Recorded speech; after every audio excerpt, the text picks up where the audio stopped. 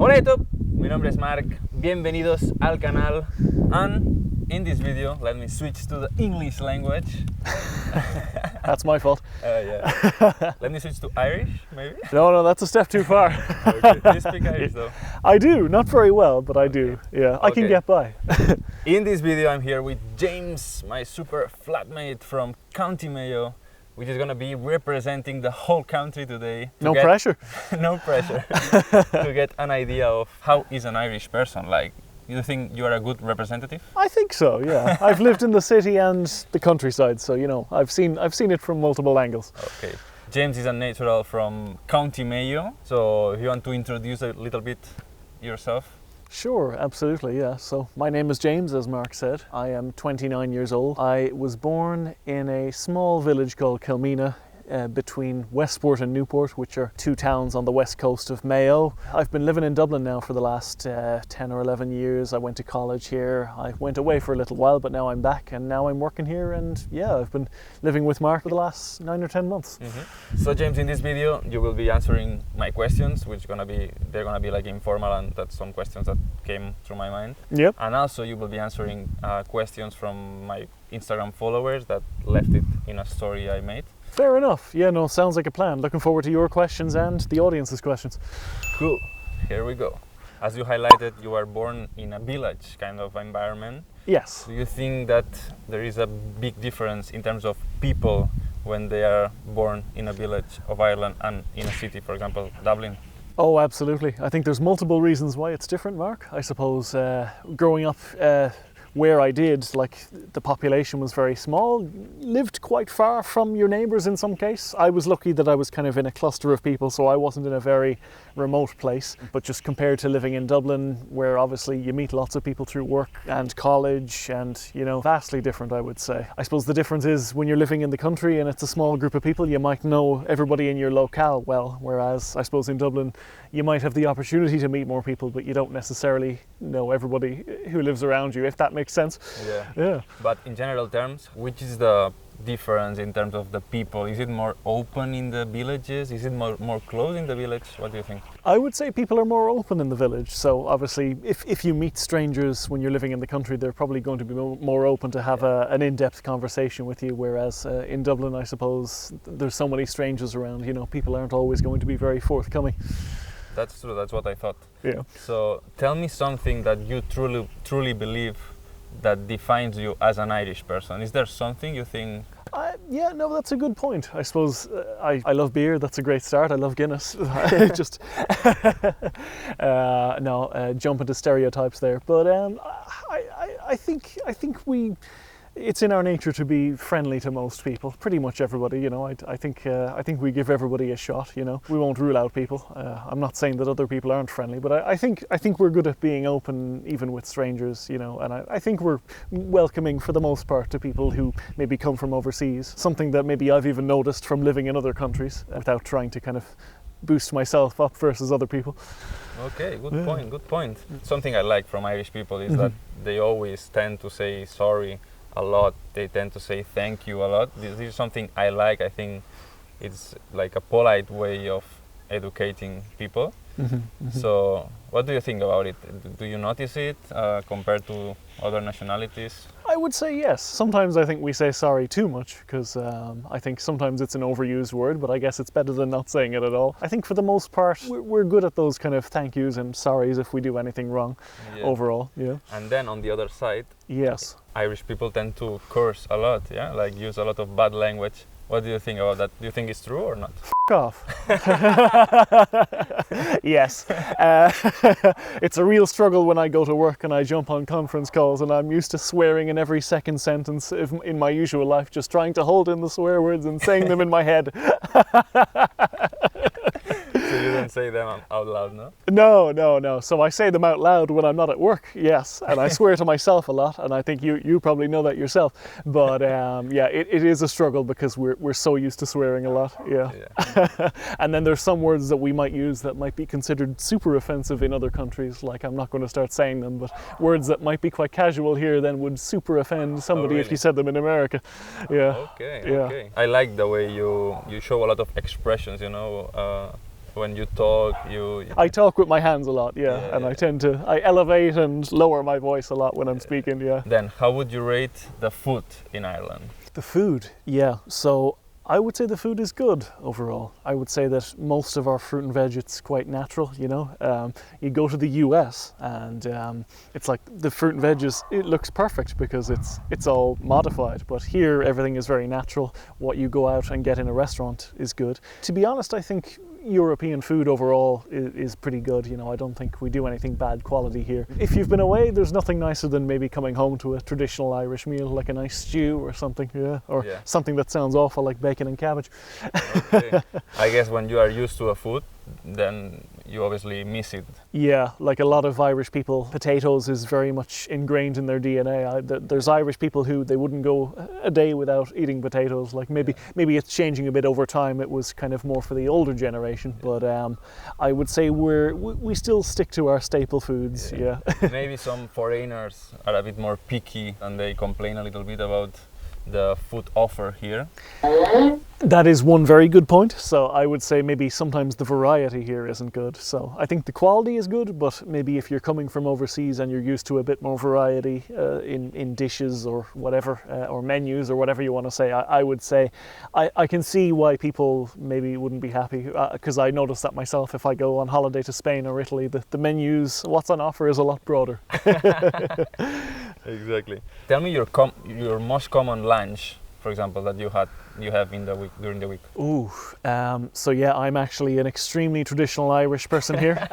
So we have a concept known as a chicken fillet roll that we can get at deli supermarket counters, and I would say that is my lunch 5 or 6 out of 7 days a week. So usually chicken, maybe some mayonnaise and a couple of salads like cheese and lettuce, you know. Chicken roll. Yeah. Also yeah. for breakfast as well, it could be. Yeah, so it's a common hangover cure here. We have our breakfast rolls, which is like sausage, bacon, egg, mushrooms, hash browns. Full Irish. Yeah. So a full Irish breakfast, but in a roll. We like to put things into rolls for our we meals. like to roll things. Cool. What about tea? You are a tea lover, I know. How many cups of tea do you have per day? Yeah, it's hard to count. I'll go through phases, so I will have at least 1 cup, but I would say sometimes I'll maybe have 10 or 12 cups. Yeah, and that's not an exaggeration. I would say generally, yeah. 10 or 12? Yeah, because maybe if I'm working from home, every hour I'd go down and make another cup of tea. I work for 9 hours, so that's 9 cups. So yeah. There is no such thing as the tea time, for example, as the United Kingdom. You know that at 5 p.m. is usually the tea time. In Ireland is whatever.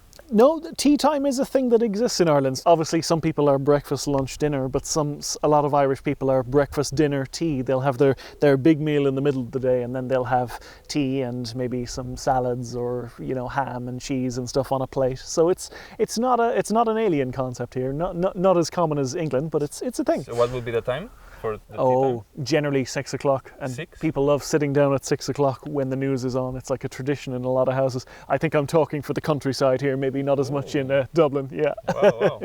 Interesting. Yeah. And really quick, explain how you elaborate a cup of tea. How would I elaborate? Yeah, like you put milk and stuff. Oh, yeah. No, that's a good question. So I would leave the tea bag in as long as possible. I would squeeze the life out of the tea bag with the teaspoon, and then a tiny dash of milk. Yeah. Just a tiny bit. Oh, yeah. No, yeah. Cool. There's no other countries that have good tea bags as Irish tea bags. Barry's tea and Lyon's tea. Nobody beats us in the tea department. Yeah. Cool. My question would be, do you detect any kind of cultural clash in terms of Irish and Spanish or other nationalities?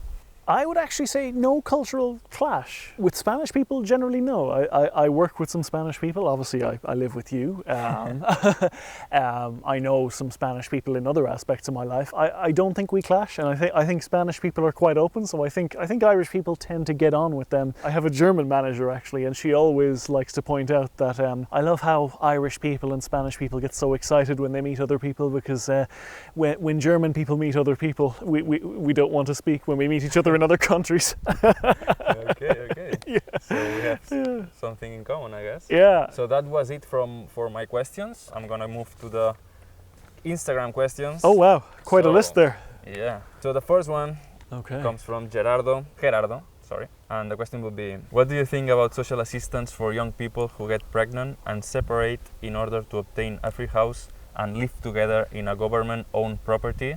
Something very common in certain neighborhoods and areas of Ireland. Yeah, no, it's a good question, and it's definitely a problem here. So I'm not opposed to social housing, but I'm not a big fan of people who try to game the system. So if I were to change something, I would say that maybe things need to be more strictly vetted so that people cannot kind of take advantage of the system, because I think there are always a certain amount of people who will need social housing. So I think maybe the rules around it should be stricter to ensure people can't take advantage. That would be my honest answer. Okay. You wouldn't erase it completely. You would just I would get filter it. Exactly. I would get maybe stricter with managing and administrating it, but I wouldn't eliminate it completely personally. Yeah. Cool. Let's go for the second one, which comes from TV Sai, and actually she was asking for how does the medical system work, but I don't want you to go through the full medical system because we wouldn't finish ever. So I kind of rephrase it. So the question would be, do you recommend getting a private health insurance? Good question. I would say if you can afford it, then yes, because we do have a public health system, but it's under a lot of strain. So if you get ill, you could be waiting a long time for an appointment for any severe illness. So whilst there is a public system there, I would recommend getting insurance if you have the means to do so, personally. Okay. Yeah. Recommendation from James. Let's go for the next one, which comes from Abigail, and she says, do you think Irish people are lazy? I've been here for 4 months, yes, and I don't see them lifting a finger or working hard. I think that's a very good question, because I do have an answer to this, and I think that we like to see the end goal. So I think if Irish people see money in front of them, that will motivate them. You know, if they see a quick win, if there's money to be made, we will be motivated. You know, can some people be very laid back? Yes, yeah. We like to kind of say be grand. You know, which we're kind of pushing chill, off. Yeah, be chill. Yeah, essentially. I mean, we cannot speak for everyone. Of course, yeah. But so you would say that she has a point. Yeah. I would verify that. Yeah, I would say it's not a baseless argument. Okay. Hope no one gets angry with this. Yeah. Next one that comes from Pompa Tattoo. Do the Irish like the girls with fake tan, like this orange tan, eyebrows and fake eyelashes? It's a tough thing to answer. I would say there's a lot of different cultural backgrounds, even in Ireland. I would say that there's a lot of Irish people who wouldn't go for that at all. But I would say that there is probably a larger proportion of people who fit that profile in Ireland, maybe versus if you go to continental European countries. It wouldn't personally be my taste, Okay. I personally think a lot of girls overdo it, and I don't know, is it insecurity or what, or is it just because they see a load of other girls doing it? But I personally wouldn't be for it, but I'd say there's a subsection of people who... They have their public that likes it. Yeah, exactly. Okay, fair enough.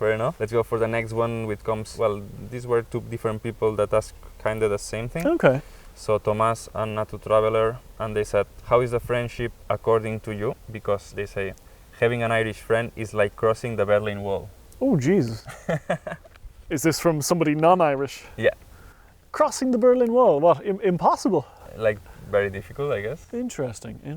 And is that because they find us difficult to get on with, or just hard to socialize? Not to get on, probably to establish this friendship. Maybe friendship is a lot to you guys, or? I suppose, yeah. I think whilst we can be friendly, maybe at times we can be hard to become friends with. Something I've noticed from people coming from other countries as well is that we like to kind of socialize in the pub a lot. So I suppose it's maybe more difficult from people coming from other countries who maybe aren't as interested in drinking as we are. Yeah. So I can see why maybe it's difficult in some cases, yeah. Okay. So, and then the second guy that complements this question says, are you open to make true friends from abroad? Absolutely. I'd say I have a 50-50 split in my friend group, yeah. like true friends? Like Yeah. I would say I have maybe a friend group from one of my last companies I worked with. I'd say there's maybe 5 or 6 of us. I think I'm the only Irish person. I am the only Irish person in that group. Nationality isn't an issue for me. Of course. Then Adrian says, since 2012, the economy of Ireland has evolved considerable. What is the thing that bothers you the most about this transformation experienced by your country? I would say the thing that's bothered me most is that the housing shortage and the cost of housing. You know, it's unsustainable, and it doesn't seem like there's any solution coming. I know that a big problem is that a lot of large companies are buying up properties because they can outbid, we'll say, single people or couples by a significant amount, and then they will rent out houses at extortionate prices. So I don't have a solution for that, except maybe the government should loosen restrictions to allow companies to build more houses, because I think ultimately it's a supply problem. So the issue of single people and couples competing with big companies to buy houses is probably just to build more houses, and supply will ultimately solve the problem. That's my opinion. Good point. Then the typical question, what do you think about the weather? Do you like it? The weather... From Joel, sorry. Oh, sure, yeah. And the weather is, it's a big topic of conversation for us, yeah. If you're stuck for things to talk about with an Irish person, it's the first thing we'll jump to, because obviously it changes all the time. It's very unpredictable. It sounds cliche and cheesy, but we do often get 4 seasons in one day.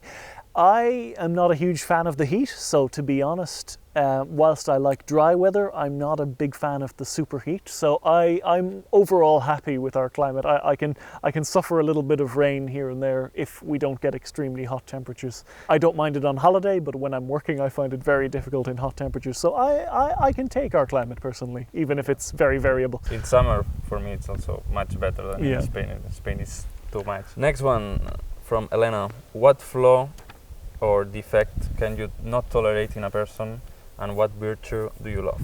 People who cut across you and don't listen. If it's a one-sided conversation, that really annoys me. I know everybody likes to have their point of view, but I think at the end of the day, listening is the ultimate skill. Or perhaps people you can trust, because I think it's hard to find people you can truly trust.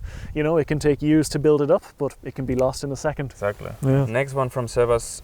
I would ask if you can get by with English throughout the entire island, and if it's commonly spoken in pubs. A good question. So can I get by with English across all of Ireland? I would say in 99% of Ireland, even more than 99%. One problem is, in the more remote areas, people will have extremely strong local accents that even sometimes I struggle to understand. So there's an area of Mayo called Belmullet, and the people up there, they speak English. My dad does work up there, so I spend a lot of time up there, but sometimes I struggle to understand what they say. Also a similar story for a place that's better known as Cork. There are parts of Cork that are extremely difficult to understand.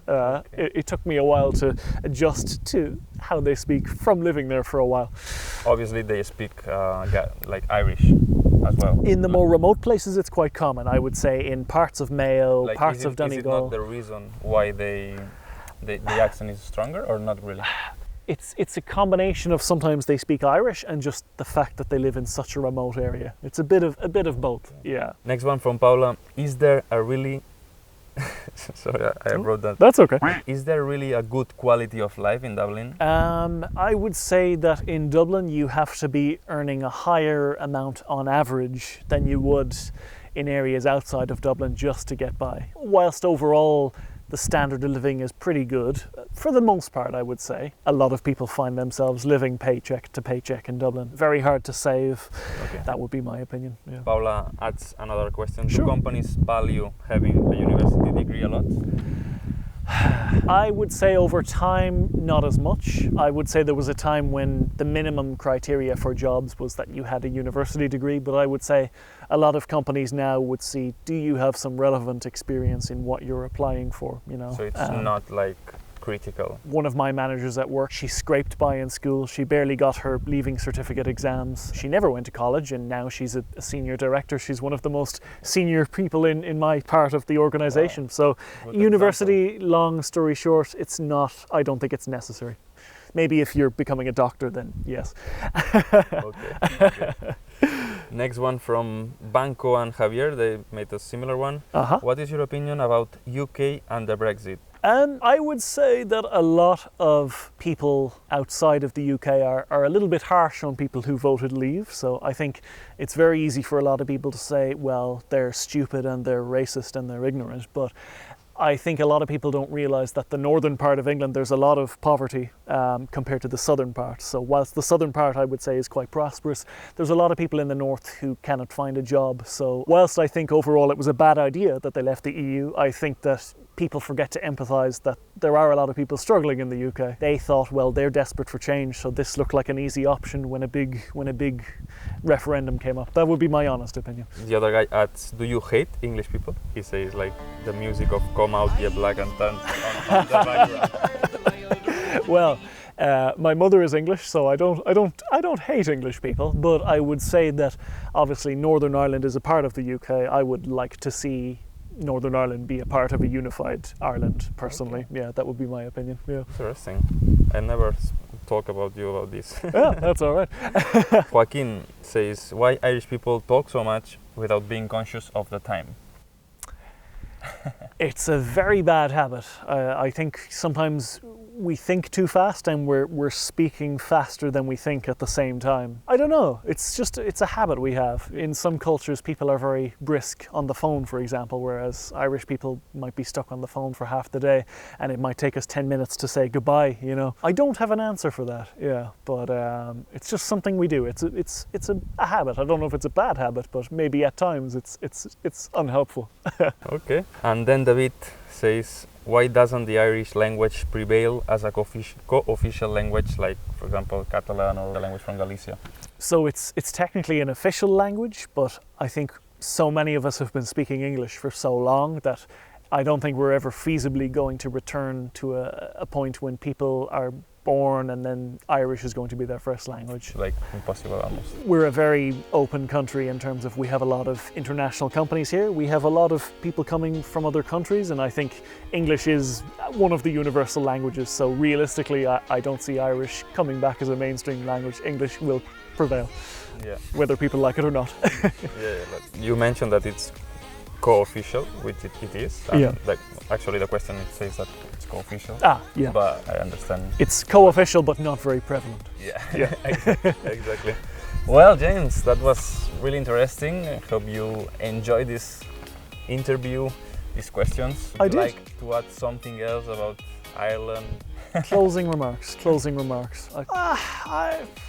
You know, there's positives and negatives to being Irish, but I think overall I'm happy with where I'm from, and I'm happy being Irish. So yeah, don't rule us out. Cool, yeah. Cool. Espero que este video con James os haya gustado. Si es así, por favor dale like, así me apoyas un montón, sobre todo por los subtítulos y todo el trabajo que conlleva. Un saludo también a los miembros del canal por aquí. I'll leave you my Instagram here.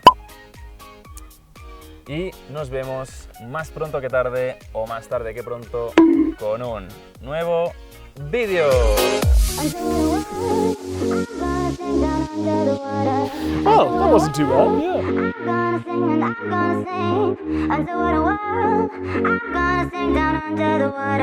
I'm gonna sing